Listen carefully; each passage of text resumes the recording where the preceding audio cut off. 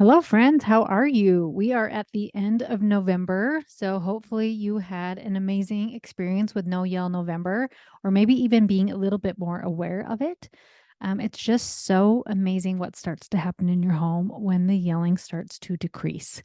Joy can increase when contention decreases. So it's just amazing. And think about this in your kids' shoes, right? If they were like, this month was amazing because my mom didn't yell at us, or my mom really worked hard on not yelling at us, it just starts to feel safer. They feel more connected, all of those amazing things. Also, I'll do one more plug because this is happening tomorrow night. So hopefully there's still seats left when I say this. But the live family class I'm doing of restoring the family, of things to learn to do to really connect with your kids, have a happy home where there's joy, all those amazing things is happening Thursday night, November 30th. So you can grab a ticket on my website or in my Instagram bio. So hopefully there are seats left when this comes out. If not, I will be doing more next year. It'll be a lot of fun. All right. So, because it has been No Yell November, I put a question out on Instagram a while ago about asking what questions do you have? What help do you need? And I got some awesome responses. And I felt, I don't know, I don't understand with like, I understand with yelling, sometimes it's not as easy as just quit yelling. If it were, then people would just stop. So, to answer a long explanation on a quick little Instagram thing just felt um, like not a lot of depth and didn't feel like it would actually help anybody. So I thought I would take a bunch of these Q&A questions and put them right here on the podcast. So I just picked four of them.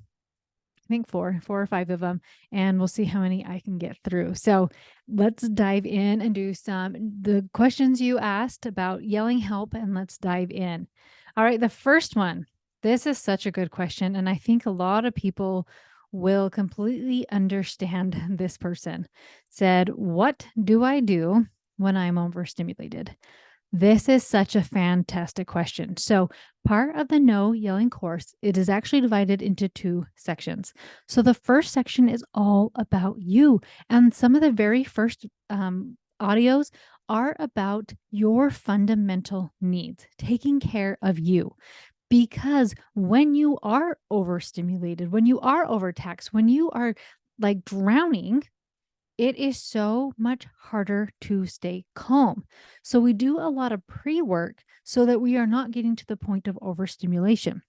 So some of those basic fundamentals are making sure you're getting enough sleep. Now, if you have a new baby, this can be very tricky. So, understanding if you have a new baby or a toddler who's climbing into bed every night and kicking you and whatnot, of trying to give yourself some space of cutting back on a schedule, making things a lot easier if you cannot get enough sleep because of a newborn or something like that. If you don't have a newborn, then setting yourself up so that you are getting good sleep, getting off screens an hour before bed, right? I just got a fancy, it's not even that fancy. It was just off Amazon. It's like $10. This little alarm clock where I can actually dim the light. It does white noise for me. Just like some nice little things like that. So my phone doesn't even come in my room anymore. And it's helping me sleep so much better. Possibly having the room a little bit cooler, a weighted blanket, just something like that. I mean, not having caffeine past a certain time of the day or no caffeine at all. Of just ways for you to help set yourself up to sleep well. Because if you are not sleeping, it is going to be very difficult and challenging to not get overstimulated. Another piece with the fundamentals are food. So if you are not eating, hangry is a real thing, right? And snapping and because you're so stinking hungry that something happens and you're just like, oh my gosh, what's going on, right? And snapping at somebody. But when you are well fed, you can think a little bit more clearly, right? And so then we have the piece of making sure you are eating, and then the piece of what food are you putting into your body, right? So doing your best to eat real food, doing your best because processed food tastes really yummy in the moment, but later you feel groggy, you feel gross, you feel run down, all those types of things. And so then when kids are kids and you're feeling groggy and gross, guess what? That overstimulation is going to happen a lot quicker. So first one was sleep. Second one is food. Third one is movement. and just the power of moving your body and exercising. Now, this is great because it can be done with your kids too, because they need movement as well. And so, going on a walk for school, doing nature walks, all those types of things, or just going on a family walk and connecting, all those fun things, so that they're getting a movement too. And there's so many amazing studies done with exercising. So, obviously, I love intense exercise and endurance stuff, but just walking and yoga and moving your body does all of the same things. It's interesting when I'm not exercising, I'm moody. And so exercise for me is my antidepressant. Like I have to be doing it because it allows my head to think things through. It clears my brain so I'm not foggy, all those types of things. So just by taking care of some of those basic fundamentals, it helps you to lower your stress so you're not sitting in this chronic state of overstimulation. And so, if you are overstimulated, you may want to think about your own environment as well. So, are there a lot of distractions? Are there a lot of toys? Are there a lot of messes?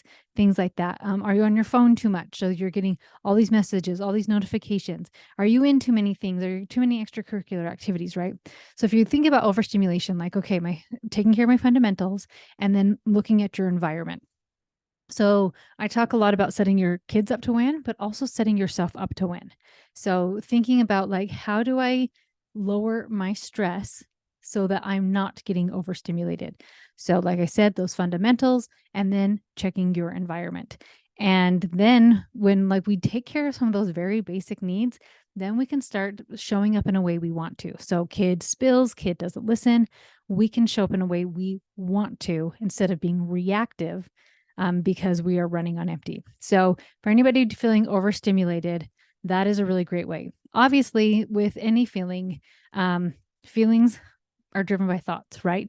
But sometimes there's even more levels with that when we are just running on empty. So, I mean, these things kind of go in tandem as well. Of like, I'm so overstimulated, I can't even take care of my fundamental needs. When it would be interesting is if you took care of your fundamental needs, then your mind can get a little bit more clear. So you could think a little bit more clear. So that was my first one for overstimulation. All right. The next one. Okay, this is an interesting one. I was really intrigued by this one because it says, I am not a yeller, but my daughter is. How do I help her? So this is so interesting because that's all the information I have. I don't know how old the daughter is. I don't know if dad's a yeller or if big siblings are yellers. Is it being modeled on TV or anything like that, right? So checking the environment. And if you're like, actually, no, none of those things. So what's interesting is that I had a baby who was a yeller, my last one, right? So I had this baby when I'm not a yeller, my husband's not a yeller, and none of my other kids yell. And then I have this baby who is a yeller. So it's so interesting is that your kid, if they don't know how to do something, it's not a thing that we have to go in and discipline them and punish them. It's just something they don't know how to do yet, right? So if your child is yelling and you're like, okay, I've taken out some of these things, it's not example, it's not all these types of things, it is how they are responding to things because I mean, you get stuff done when you're a little kid, right? I mean, adults do too. And that's why we yell in the first place. But then diving in and thinking, have I taught them what to do instead? So if this child yells, gets a reaction from you, gets negative attention from you, they are going to start learning like that's how I get things done is I yell. But instead, we are going to teach what to do instead. And it was so fantastic because I did this with my own child of what can we do instead, right? And really a lot of it is this overstimulated nervous system where they like didn't know what to do and they're just kind of crazy. So making sure, are they getting enough sleep? Are they getting good food? Are they getting are they on a screen too much? Like, do you need to pull them off? Are they getting movement? All those types of things. And then a lot of that teaching aspect coming in of like, what can we do instead? Or like, hey, sweetheart, when if you yell, um, or like when you stay calm, mommy can stay in the room with you, right? So really teaching them that you get positive attention for positive behavior. And if you can, trying to ignore inappropriate behavior with intention. And it's so interesting when we ignore the behavior that we don't want to see, a lot of times that behavior just starts to naturally to dissolve and to stop, right? And start praising when they are calm, right? So there's a lot of pieces there where, so part of it is making sure that there's an example of what to do when you're frustrated, example of all those types of things, making sure the child isn't seeing somebody yelling and getting their way. Another part is really ignoring that yelling, but a big piece is teaching what to do instead, and then praising when they are doing the appropriate behavior. So they're speaking calmly, right? So even setting that up to win, so they look like they're right. They take the big breath and they get ready to yell and get really angry, and like stopping right then and say, I see that you're really frustrated right now.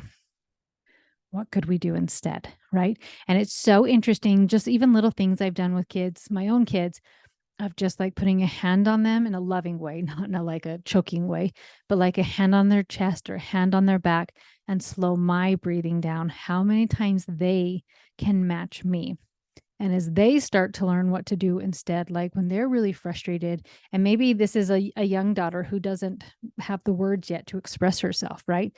So giving her that space to feel frustrated, like you can totally be mad, you can be angry. What can we do instead of yelling? Or you can go yell in your room, or you can go yell, but not at me. Right. Of giving them kind of some boundaries with kind of that. So the question was, how do I help her? And even getting curious, so many things with that of why is she yelling? What does she get when she yells? Kind of exploring the whole situation. And then, like I said, modeling it, teaching, ignoring the yelling, and then praising the appropriate behavior. So, anybody else who's ever had a kid who is a yeller? I know that's worked for me and a lot of my clients with anybody who's had a yeller in their family. Okay, I think a lot of people, this next question will really resonate with them. After asking nicely a lot for tasks to get done and getting pure defiance and yelling from her. So there's so many interesting things to break down in this one. So after asking nicely a lot, first of all, stop doing that. If you are repeatedly asking and nothing is happening, like there's a disconnect there. I love Gordon Neufeld says, connect before you direct. Right. And so if you're just usually that's like, go do this. Hey, go do this, go do this. And you're just kind of a drill sergeant and asking for things to get done. There's no connection involved right there. So if you've asked twice and you don't get a response, you need to come in and connect with this child. Right. And I know people are like, well, I don't have time for that. And it's like, well, do you have time to deal with the yelling? Do you have time to do all of these other types of things? So you put in the time where it matters, because if you learn to really connect with this kid, guess what? They're going to start listening on the first time you ask them. Right. So, and then getting pure defiance. And what an interesting thought that is. Right. Because how in the world does somebody define pure defiance? Right. And then yelling from her. So what would be, obviously that's all the information I have.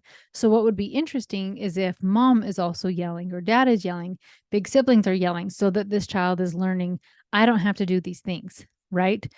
So if you are wanting a child to do something, remember to connect before you direct.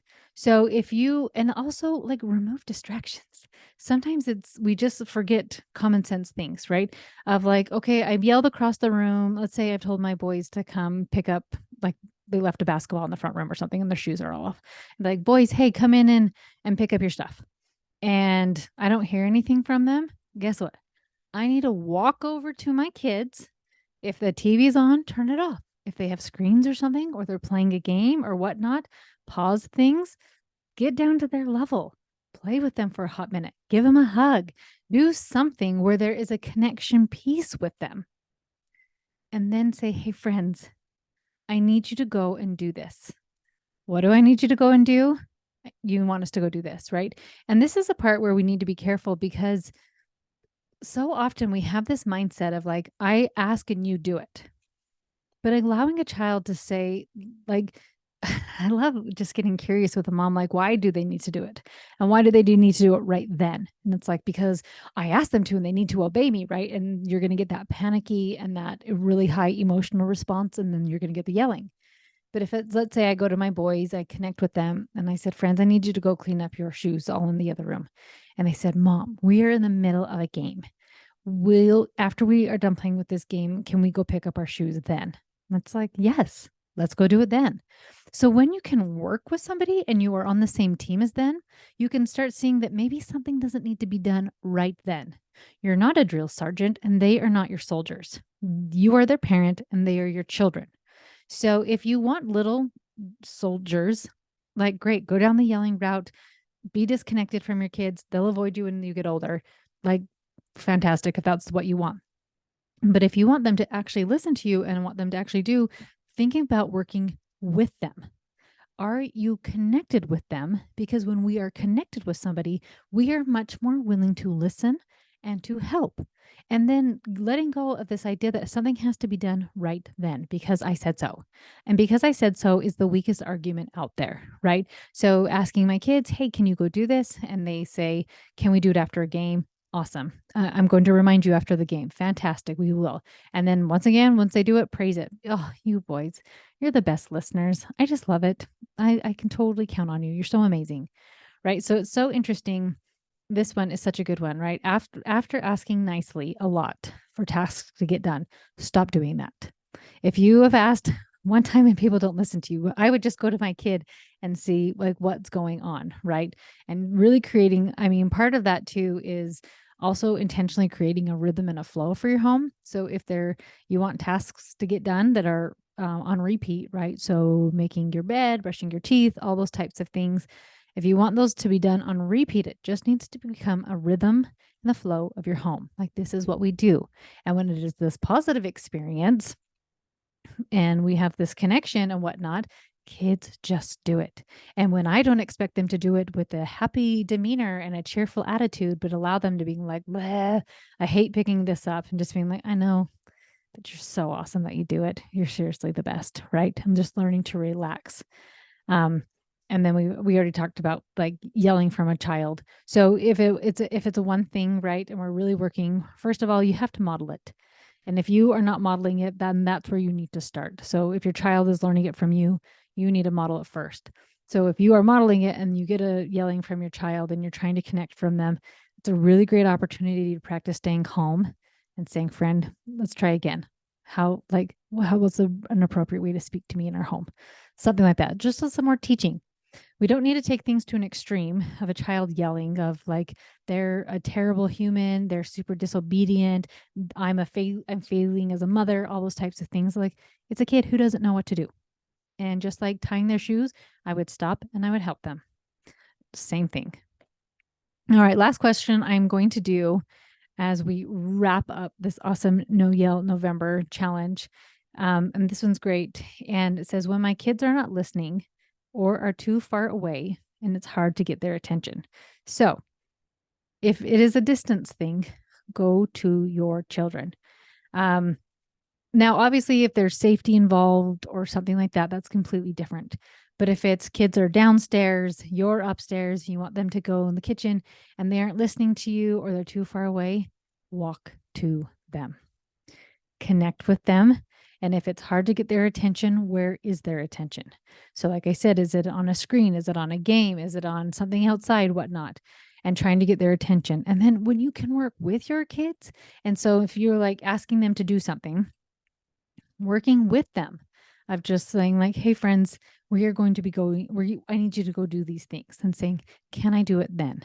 Yes, absolutely. And then reminding them and setting them up to win so that they can be doing those things, praising them for that. Like, you are so great at listening. You're so great at helping at our house. And guess what happens? Those things grow. And it just starts becoming this house where there's this amazing culture, where children listen, where parents are calm, all of those amazing things. So I hope you've had a positive experience with No Yell November. And when December 1st comes, I hope you don't just start yelling at your kids, but that you continue this up and keep trying, because you are changing generations and you are a force for good. So keep it up, my friends, and I'll talk to you next time.